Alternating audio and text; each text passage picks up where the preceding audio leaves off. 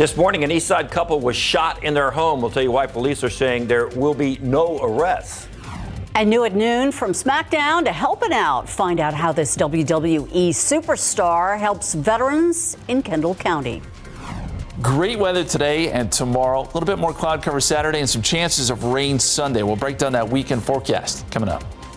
Live from KSAT 12, the news at noon starts right now. President Biden will be holding his first formal news conference of his presidency Thursday afternoon. Today. It comes more than 2 months after he was sworn in, and it's later in the presidency than 15 of his most recent predecessors. He's expected to highlight meeting his goal of administering 100 million doses of coronavirus vaccines in 100 days, way ahead of schedule, and the passage of his $1.9 trillion pandemic relief bill. He'll likely face scrutiny on gun control and immigration. And we are standing by for that news conference. We're going to have it right here on KSAT 12.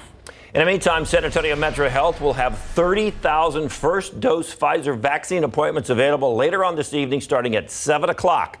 These appointments will be scheduled from April 6th to May 1st at the Alamo Dome and will only be available to those 50 and older or 16 and older and high risk. To register, you can go to the Metro Health registration website, call 311 from 8 a.m. until 5 p.m. or text vaccine 55000, or for Spanish, text vacuna to that same number. And with more vaccination efforts, the 7-day average is continuing to drop. It now stands at 160 cases per 24 hours. No new deaths were reported today. There is one more new COVID-19 patient hospitalized since the numbers were last reported. A total of 183 COVID-19 patients in the hospital. Of them, 63 are in the intensive care unit and 37 are on ventilators. Governor Greg Abbott will be giving an address later today to discuss the Save Our Seniors effort. Save Our Seniors is the governor's push to get all senior citizens in the state of Texas vaccinated, especially those that are homebound. Abbott will be speaking at 2 o'clock this afternoon, and we'll be streaming it on our website. If you want to watch that, just head over to KSAT.com. VIA is now hiring. They are hosting a job fair today. It actually just ended a couple of minutes ago. They're trying to recruit bus operators and mechanics in preparation for an increase in service later on this year. They'll be offering paid training to applicants. If you missed the job fair, like we said, it just closed, you can still head over to viainfo.net/employment to apply. WWE superstar Bill Goldberg is teaming up with a nonprofit in Bernie to help veteran entrepreneurs. Task Force veteran-owned small business organization launched a couple of weeks ago with a mission to help those with a military background have a smooth process opening or expanding their business. Alicia Barrera was in Bernie to learn more about the group and how Goldberg hopes to tag team to help those that served our country. Yes, Bill Goldberg has never been one to tag team in the ring, and he's definitely not using those signature moves of the jackhammer or the spear. But what he is using to help this nonprofit is his experience as a businessman so that veteran-owned businesses don't have to reinvent the wheel.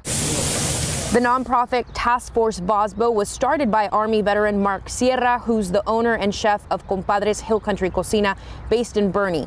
He says the group is meant to serve similar to a chamber of commerce, and the reason they wanted to get this started is that he knows that there's a lot of fear that comes with opening and running a successful business. As a veteran, he says it can even be harder. What the group wants to do is provide guidance and resources for veteran-owned small businesses, whether it's through paperwork, materials, or marketing. They don't know how many resources are at their fingertips, but now this is another one that we can provide for them, but give them an advantage that they really don't have right now. Asked if I can help raise awareness with 5 people, with 10 people, with 100 people, my job's done. You can head over to KSAT.com for the full story and a link to apply to become a member of Task Force Bosbo.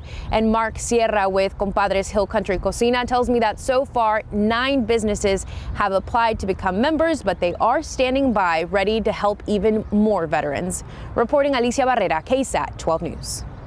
Today is Baby Moses Law Awareness Day. The Baby Moses Law allows parents to hand over a baby to authorities and then walk away, no questions asked. Advocates gathering today to spread awareness for this law and how it is giving parents the option who are in trouble to surrender their children. It can save many babies from a neglectful and abusive home situation, maybe even death. As I sat in jail with baby Noelle's mother, she had no clue that she could have just walked away. This law would have kept her out of jail and saved Noelle's life.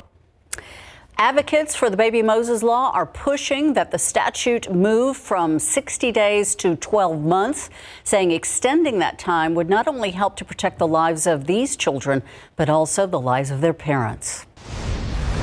A single bullet has sent a couple to the hospital with gunshot wounds. The shootings happened early this morning inside an apartment in the 100 block of Del Mar. That's not far from South Hackberry in Iowa. Katrina Weber tells us why San Antonio police say they don't expect to make any arrests. A call about a shooting at this East Side apartment soon led San Antonio police to discover there actually were two victims. A man and woman, both in their 30s, had been wounded by the same bullet. Police say it happened just after 4 this morning as the man was cleaning a handgun in the 100 block of Del Mar. Both of them told officers at some point it accidentally discharged, with a bullet hitting the man in his arm. They say the same bullet then passed through him and hit the woman in her stomach. Both were rushed to a hospital and are expected to survive. Police say the investigation, though, is probably at a dead end. Right now, police say they feel as though all the pieces add up, that the story matches the evidence they found. They're calling this double shooting an accident and say they have no plans to charge anyone. Reporting from Public Safety Headquarters, Katrina Weber, KSAT 12 News. An argument taking a violent turn at a homeless camp in southwest Bexar County, where one man almost lost his finger, according to San Antonio police. This happened in the 4800 block of West Military, not too far from Medina Base Road in southwest Bexar County. Stephen Cavazos with details on this investigation. For many here at Pearsall Park, it's been a great day to go for a run, but hours earlier, San Antonio police say one man was running for safety here down Old Pearsall Road towards Medina Base Road. That man says he was attacked with a machete, but police say there is more to that story. It was just before 1 this morning when police arrived to find that man with a cut to his hand. An officer on the scene tells us that man's finger was nearly cut off. Police say the victim had gotten into an argument with a second man at a homeless campsite nearby. They say money and unwanted visitors at the campsite is what prompted the argument. But things took a violent turn when the suspect told police the victim began hitting him with a metal pipe, causing an injury to his chest. Police say the suspect told them he fought back with a machete. Both ran from the scene in opposite directions, but it was the suspect that called police. Both men did refuse to be treated for their injuries. San Antonio police say this still remains under investigation. Stephen Cavazos, KSAT 12 News.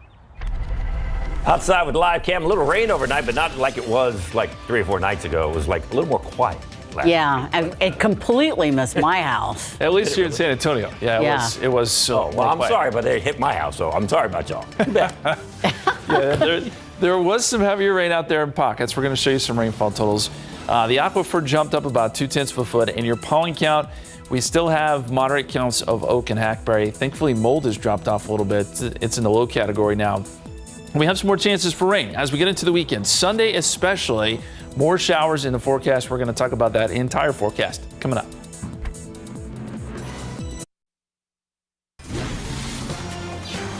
Now, I feel really bad now. Yeah, I got to turn on my sprinklers. You don't. You got it. I'm sorry. Wow.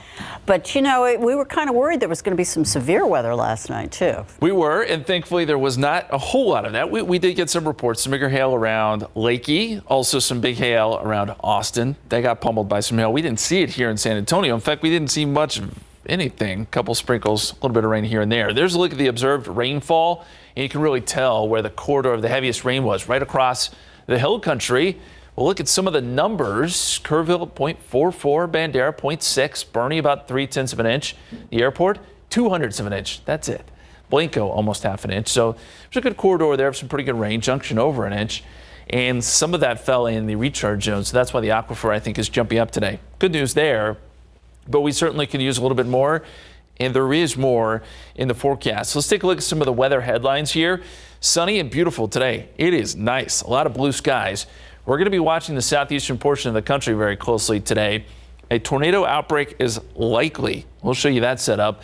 And then coming up on Sunday, our next chance for rain. It's a pretty good chance. So again, if you didn't see any last night, we'll have another shot as we get into the weekend. 69 right now in Beaufort, 71 New Braunfels, 71 at Port SA, 72 Hondo, 65 in Tarpley.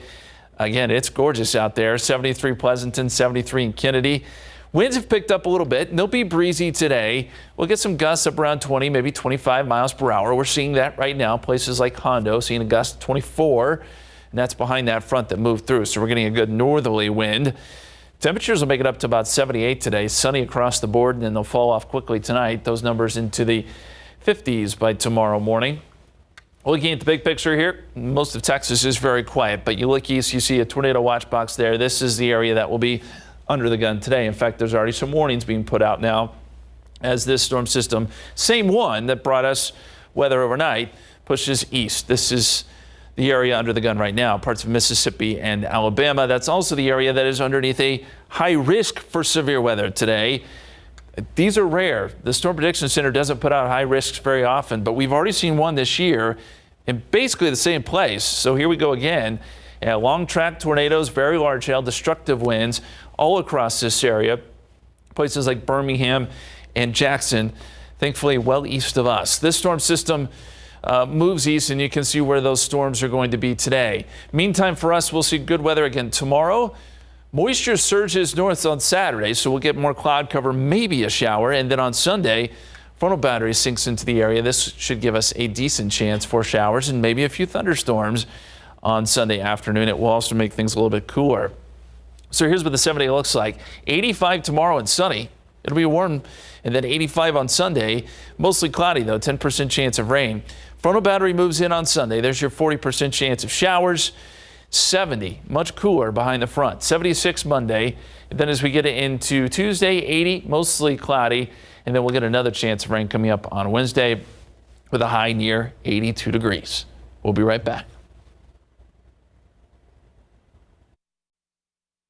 A reminder that we are on standby. President Biden is due to start his first news conference since he began his presidency. We will cut to that as soon as it begins. In the meantime, we're going to go to Larry Ramirez, talk about the Spurs last night, or, well, I guess if there's something else you could talk about, that'd be fine too. But well, I'm going to have to talk about the Spurs a little bit, unfortunately.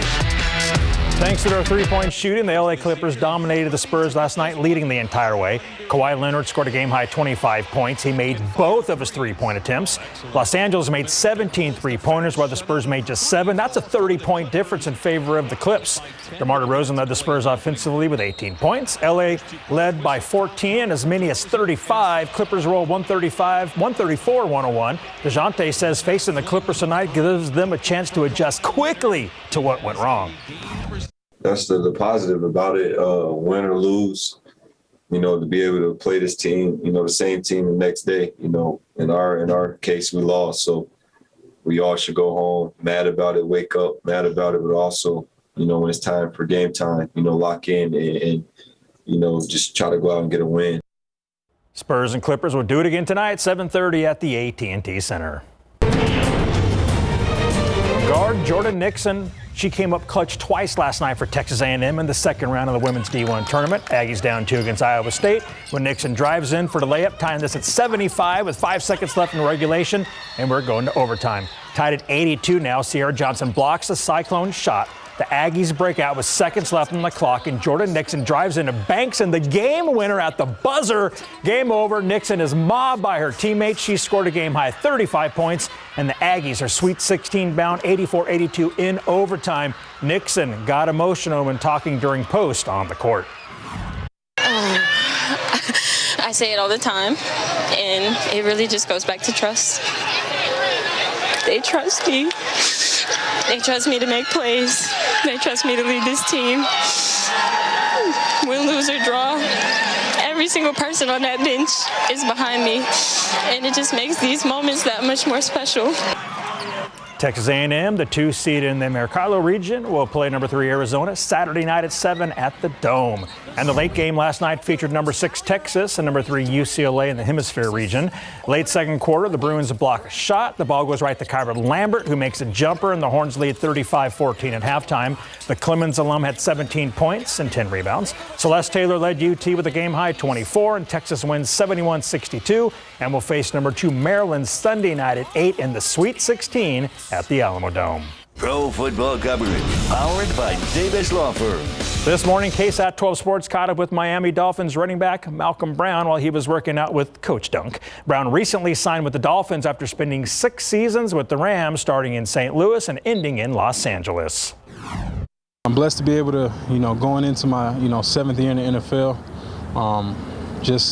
knowing, the life expectancy, in the NFL is, 2 to 3 years. And for me to be going on year 7 and having another opportunity, a new start, new beginning with a new team, man, it's a blessing, man. It's everything I can ask for. And congrats to Malcolm. Didn't he just graduate from college or leave college? It seems like he did, right? What happened? He's still a young man. 7 years. Yes. All right, Larry, thank you very much. You got it. Time is moving fast. Yeah. We are still on standby for President Biden's news conference, and we will go to that as soon as it begins. Right now, we're going to take a break, though, so we'll be right back in just a few minutes.